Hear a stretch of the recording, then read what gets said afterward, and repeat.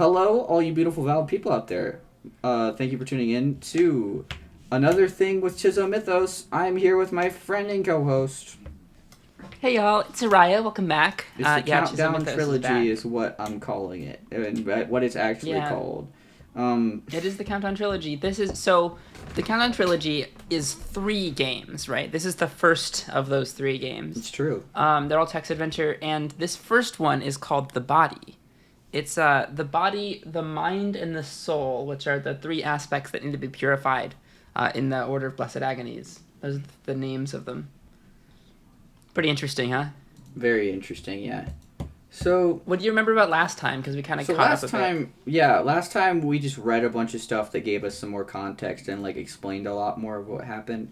It was the stuff from the end of the last actual game that we played, Trophy's Notes, but also adding on to it and showing us more excerpts from it and what exactly the whole context of what's going on is. It showed us what it reminded us of the flashbacks of all the things that happened with all the different things with the wood. It explained how the guy ended up in the wood and what his entire scheme was and what was trying to be done. It's such a weird thing we're playing, Ariah. It's very strange, but it's all going to come together very soon. 6 Days of Sacrifice is the finale. It'll tie everything up nicely. It's true. Anyhow, I guess without further ado...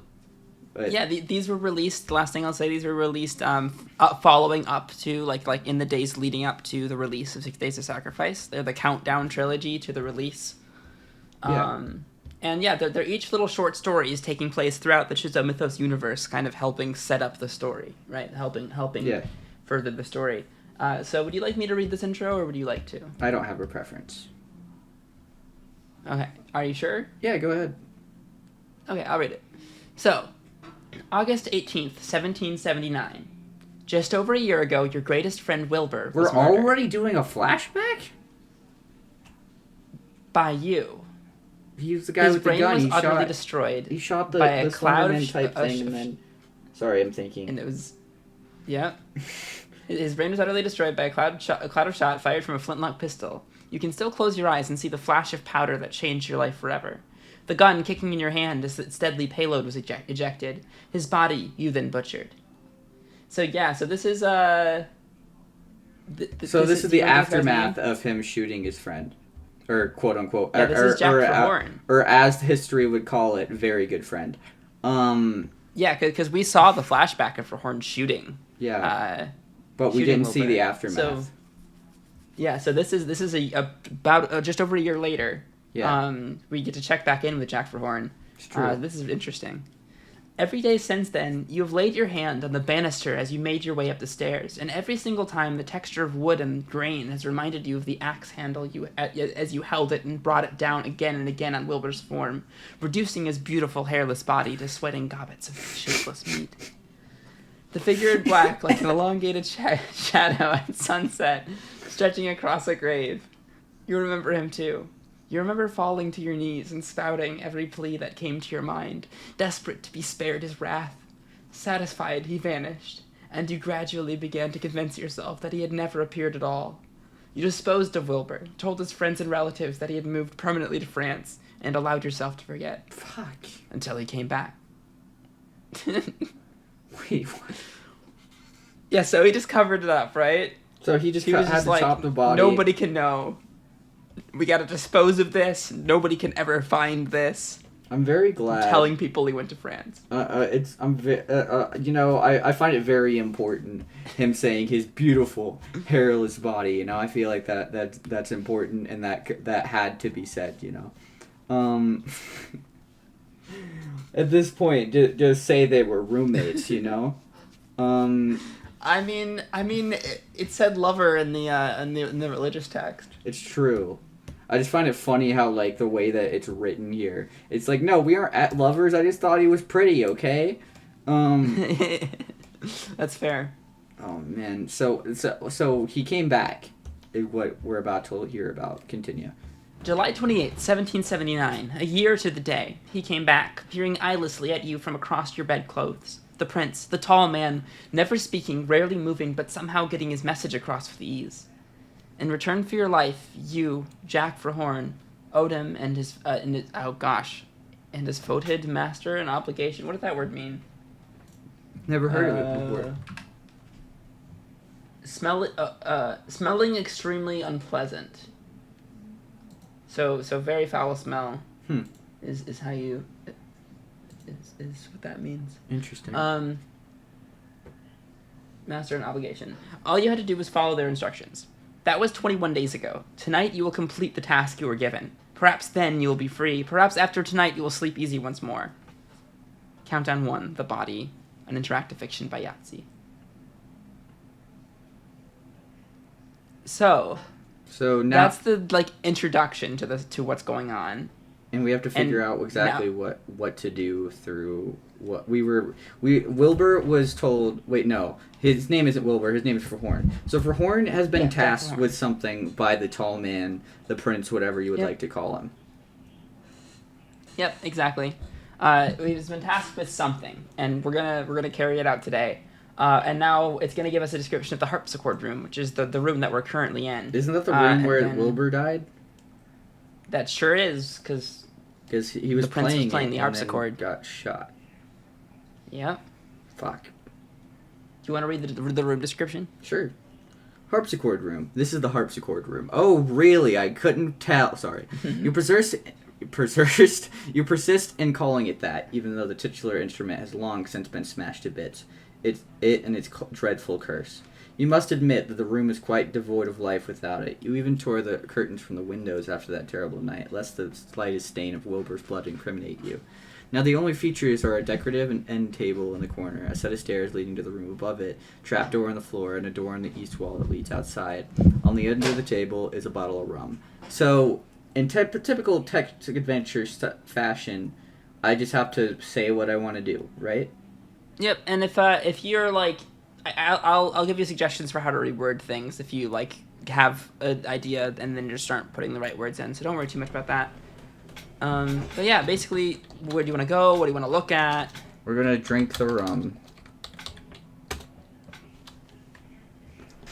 Do you want to read this stuff, or would you rather me read it? Sure. You take a large swig of rum and feel a little better. You could use another of those. Walk outside. Because I'm assuming that's what we're supposed to do. Can't go outside. So if you look at the our decorative table, a set of stairs leading to the room above, a trap door on the floor, and a door in the east wall that leads outside. Yeah, so you can say go up, go down, go east. Go east. Okay. You have no intention of going out tonight, and don't want to risk having to field awkward questions from your landlord again. I guess we'd go downstairs and down the trapdoor. Alright. You read the room description? Sure. Basement. You have been spending an increasingly large amount of time in the basement. The once intimidating rock walls and ancient foundations of previous buildings now seem familiar and comforting. The only way out is a well-trodden set of stone steps leading upwards. Dominating the large space of the basement is an unusually oversized cold brazier, to which number 12 is securely chained. The pillar stands ominously in the corner of the room. You can also see an instruction scroll and a blade here. Number 12 whimpers in agony. So we have a kidnapped victim. So we are holding someone against their will. Way. What's a brazier exactly?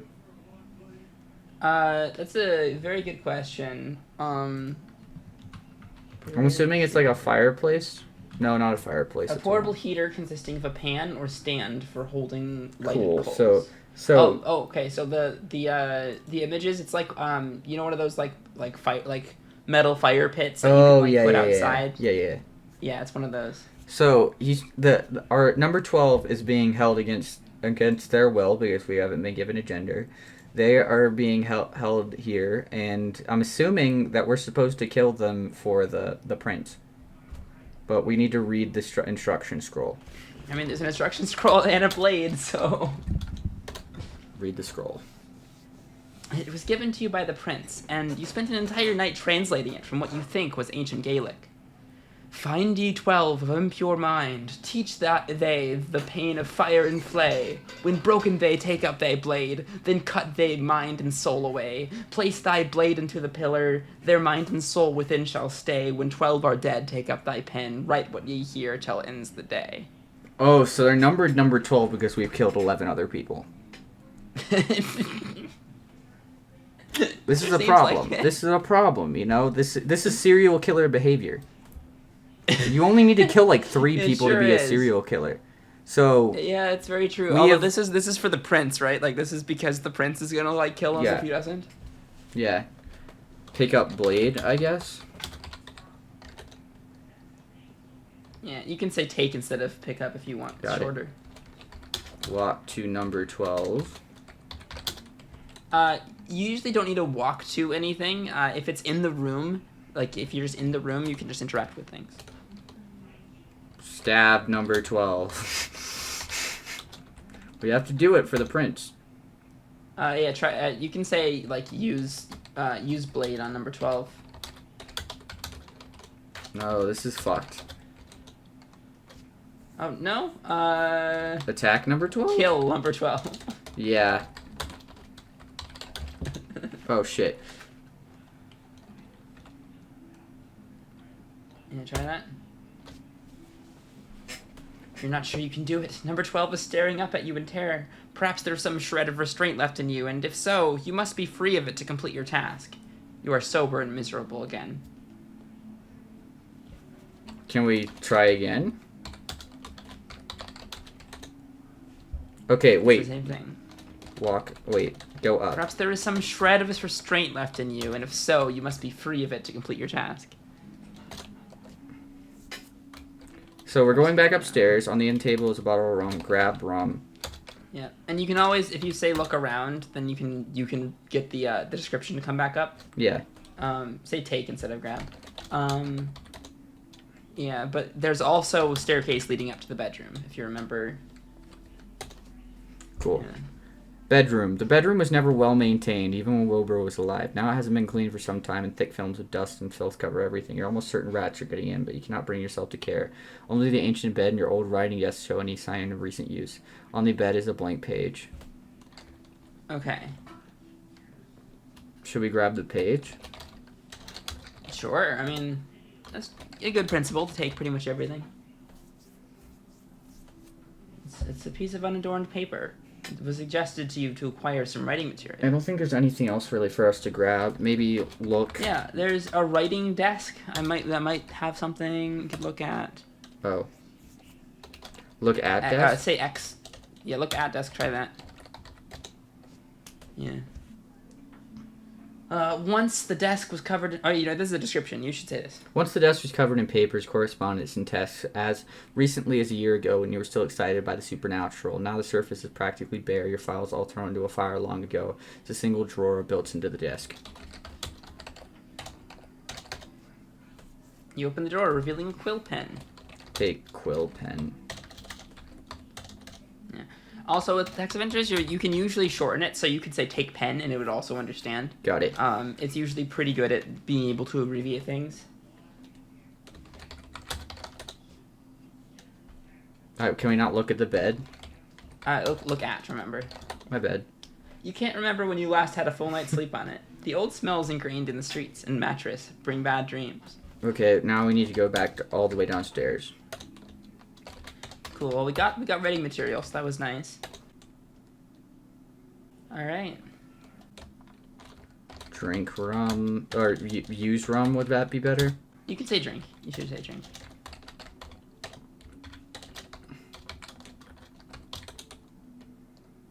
Okay, we've already seen you take this. a large swig of rum and feel a little better. You could use another of those. Oh. If you hit the up arrow, by the way, it'll repeat the previous. It'll autofill the previous thing. Yeah.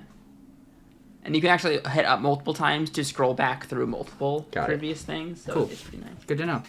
You take a larger swig of rum. Suddenly you feel distranced from the world and have fewer cares. So now we can kill number 12. You thrust your blade downwards, expertly guiding it between number 12's ribs and into its heart. You hold it in place for several seconds, although the heat burns your hands, while blood geysers up along the blade. Number 12 shudders, as if in the throes of orgasm, before its scream dies in a wretched gurgle and its eyes turn inward. For a moment, the blade appears to glow a ghostly blue. Was the orgasm line really necessary? The blade appears to glow a ghostly blue. So you remember, you can read the instruction scroll again if you don't remember. Okay.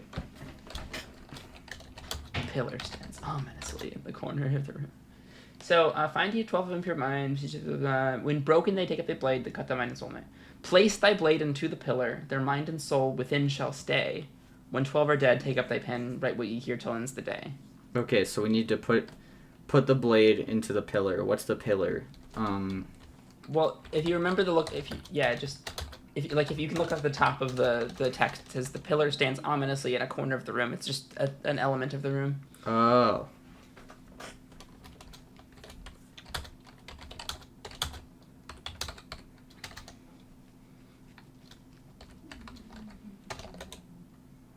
Oh. No, yeah. Ah. Cool. You slide the blade into the slot at the pillar's base, and it glides in smoothly, almost immediately. Arcane symbols appear and disappear on the pillar's surface, each one glowing brightly for a moment before fading away. You find yourself unable to remove your hand from the hilt of the blade, as the slot glows white-hot, spits sparks, and a searing pain runs up your arm. After a minute that feels like 10, the lights fade and you are able to wrench your hand away. You clutch your wrist and fall to your knees as smoke rises from the black pictogram that is now permanently scorched into the flesh of your palm, a circle containing 4 triangles arranged around a square. As you stare at it, you fancy you can hear voices, a dozen agonized souls screaming in unison, faint and quivering as if trapped at the bottom of a steel well. At first you think they're coming from the pillar, but it quickly becomes clear that they're everywhere, all around you, filling the air and choking you. The voices sing of strange events that have yet to come. A ship, a cursed house, a man in a hat lying dead on a tree stump, a man wrapped head to foot in bandages floating a foot off the ground. Words and images fill your mind like a pregnant mother. You feel you must let them out. Wait, would that be like use, what was it, scroll or... Pen on paper? Try that. Try write. Write on paper. Oh. There it is. Okay. The prophecy of Chzo bursts from your mind into the pen. Even as the nib scribbles across the page, you realize the enormous weight of importance carried by the words that you imprison in the ink. You write for a day and a night. You fill page after page with the prophecy of Chzo. By the end of it, tears are streaming down your face because you know that your obligation is far from fulfilled, and that when you pledged yourself for eternity to the prince, he very much intended to make the most of the offer. The Book of the Bridge, Chapter 1. Okay, hold on. Before I read this, so this was at the very bottom of the document we read last time. The first entry to the Book of the Bridge was listed. The rest of this is new. Yeah. So they don't have this. This is one of the prophecies that Trilby and the gang don't have access to. Cool. The Book of the Bridge, Chapter 1. After 10 score years, all was in readiness for the construction of the bridge, and the prince watched as the bridge keeper stood on both sides of the dark ocean, awaiting the time when the great undertaking could begin.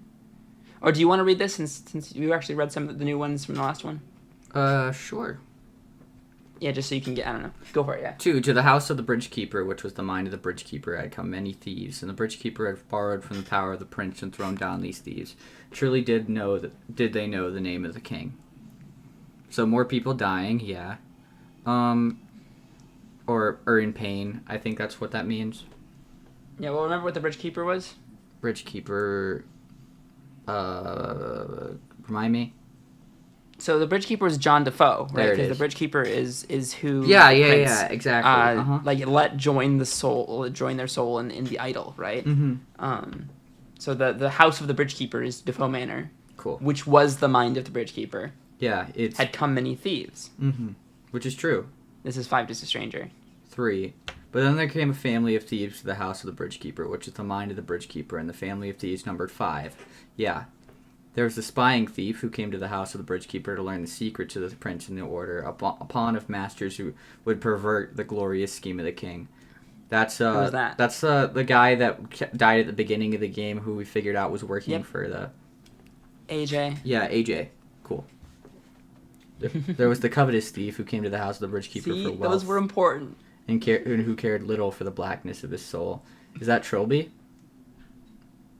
So the covetous who came for wealth. For wealth. No, wait. I think that's Philip. Yeah, that's Philip. Yeah, I was thinking it was either Philip because. Oh wait, yeah. Later on, it makes more sense who it is. Okay, cool. Mm-hmm. I need to stop continuing my thoughts. All right. Where am I? The covetous. There was the thief wife. Who came to the house of the bridge keeper to corrupt the bridge keeper with her whorish ways and to travel the land of technology, spreading stories and lies of what she found. Hey, that's sexist. That is very sexist. It's true, but so is most religious text. I guess media, stories and lies. Yeah, fair enough. But that was Simone Taylor. Wait, right? Or am I wrong? Yeah. Yeah. Cool. Yep. Simone Taylor. Cool. Just making sure that the name was right. There was the thief's son who came to the house of the bridge keeper in innocence, but the bridge keeper would not spare him, for the children of thieves will live to corrupt the children of the righteous. That was fucking what's his face? Wait, Jimmy? Something like that? Jim? Yeah, so we called him Jimmy, but it is Jim, yeah. Cool. Oh, I remembered. Jim Fowler. Cool.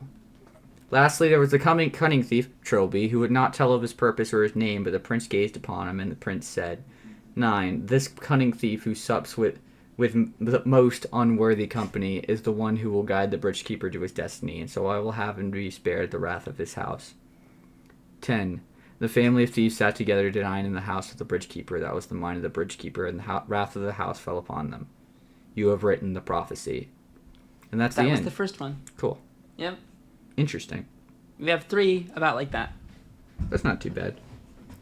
Yeah, that's what I said. Oh, man. So that was the first bit. We got to check in with Frehorn. We got to see the origin of some of the prophecies. It's true. Got to see a bunch of stuff. Beamed into his head by Chzo or something. However they're gonna explain that. How very interesting. Okay, so... Yeah.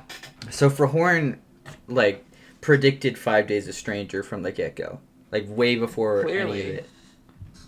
Clearly, although the way that it was worded, it really seemed like it was just he was writing down thoughts that was put into his head, and not something that he came up with. No, of course not. It was just he sees it all, and then he has to write it down. That was what was on the instructions, was to write down what he needed to say, and that was what it was, because it was all, like you said, beamed into his head, or he was possessed with it, whatever. And I want to draw attention. Here, can you hit view and then scroll back real quick? Oh, actually, I'm not sure if it'll capture. No, it doesn't capture. But somewhere recently, in the scroll back, it mentioned a few things that he saw flashes of before he had to write. Can you see where that is?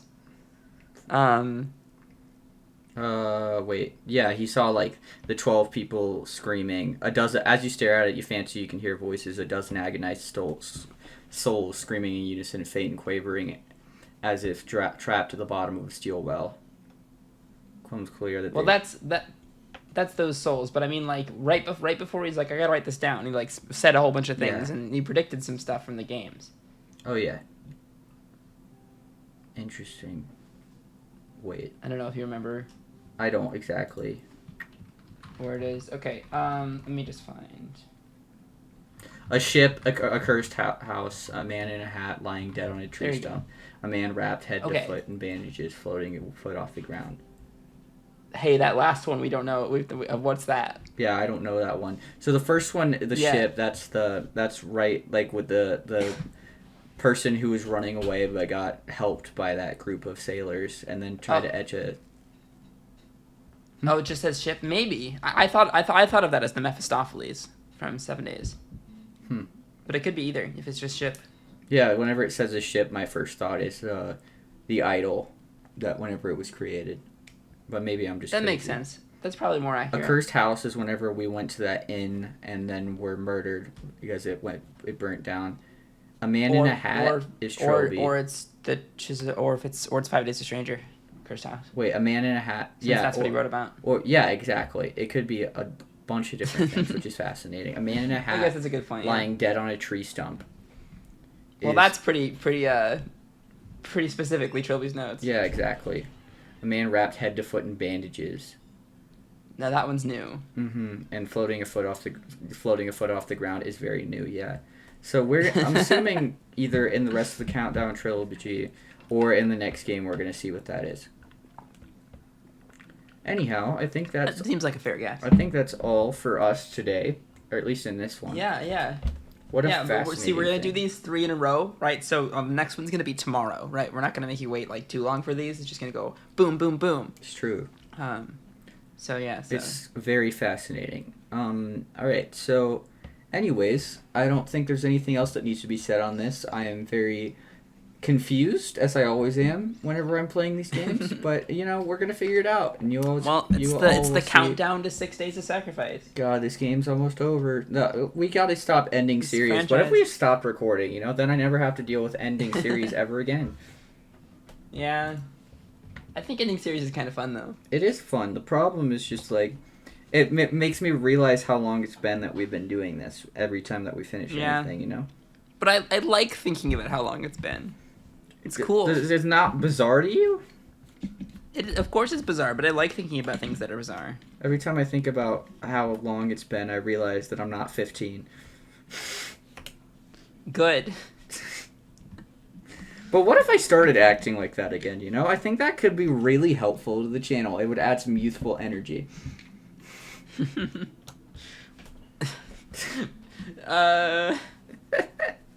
We'll see. We'll see. Anyhow, thank you all so much for watching. If you enjoyed it, please leave a like. That would be greatly appreciated. Comment down below. Tell us what you thought. Subscribe. Post notification if you want to see what we're doing next. Blah. I don't think that I'm gonna do question of the day. I just don't see a need for it. I don't know if the era is fully over, or if I'm just not gonna do it for the Countdown Trilogy yet. If the era is over, then it was great asking you questions. Oh my God, the era can't be over already. It can't be over yet. But I'll ask more questions whenever we get to real series. I think it's fair to not do. I just don't want to waste any questions to the day on the Countdown Trilogy. Yeah. Not that it's a waste. It just feels like I'd ask a question and it wouldn't get nearly as much of a response as like one of our bigger series. Yeah, I'm good with that. Let's just ask the question of, hey, like, what do you think? What did you think of that story there of Frehorn's?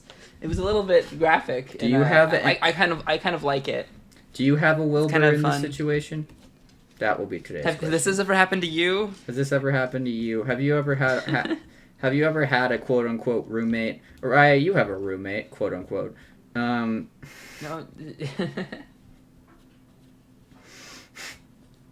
That's not what I meant.